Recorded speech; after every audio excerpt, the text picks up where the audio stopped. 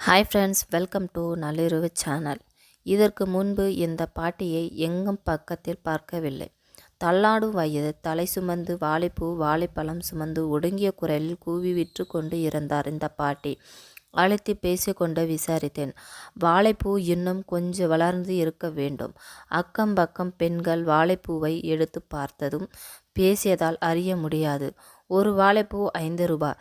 ராஜஸ்தானின் வாழைப்பழம் 5 ரூபாய். வாழைப்பூ பற்றிய அக்கம் பக்கம் பெண்கள் பேசுவதால் இருந்த அதை யாரும் வாங்க மாட்டார்கள் என்பதை உணர்ந்தேன்.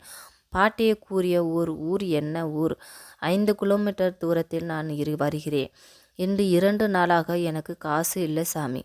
குளத்து வேலையும் இல்லை என்று சொல்லிக்கிட்டாங்க. வயிற்று பொழப்பாக ஏதாவது செய்து தானே ஆக வேண்டும் என்று புலம்பிக் கொண்டே இருந்தார். பாட்டின் கூடையில் இருந்த வாழைப்பூ வாழைப்பழம் மொத்தமாக எவ்வளவு ஆகிறது பாட்டி என்று விசாரித்தேன். மொத்தமாக 90 ரூபாய் தான் வந்தது.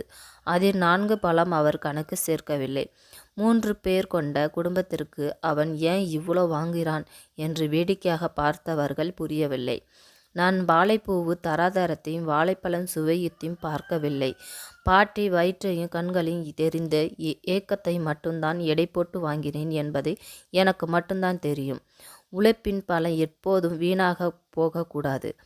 பாட்டின் செல்லும் வரை காத்திருந்தது வாழைப்பூவை அக்கம் பக்கம் வீடுகளில் 1, 2 என பங்கிட்டு கொண்டு வந்தேன்.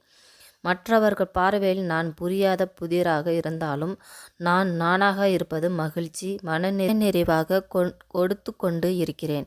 இந்த வீடியோ உங்களுக்கு பிடிச்சிருந்தா லைக் பண்ணுங்கள், ஷேர் பண்ணுங்கள், கமெண்ட் பண்ணுங்கள், மறக்காமல் சப்ஸ்கிரைப் பண்ணிக்க. தேங்க்யூ ஃபார் வாட்சிங்.